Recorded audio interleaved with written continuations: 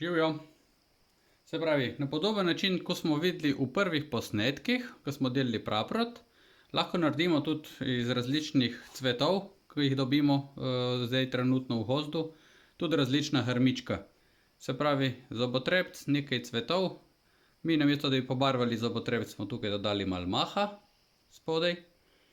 Toliko, da bo malo zakamufliralo vse skupaj. In lahko rata en tak grmič. Bomo poleg postavili tudi na mah, pa bomo videli, kako izgleda. Ali pa isti princip, iz sivke. Vse bolj mediteranska rastlina. Tako. Ali pa na istim principu imamo od hortenzije cvet, zobotrebc pa hortenzija. Ko bomo to zapičili v mah, ne bo videti zobotrebca, tako da ni treba kaj posebej barvati, pa tudi podobna barva, kot je hortenzija. Pa na istem principu, kakor smo delali pol, z lubjem. Pa imamo tukaj tudi rožmarin, pa spodaj malo maha tukaj zdaj že dodan. Lahko ga dodamo, lahko ga dodamo kasneje. Glavno je, da naredimo pač eno podobno stvar, kakor je grmič. Pa tukaj imamo še ene trajnice.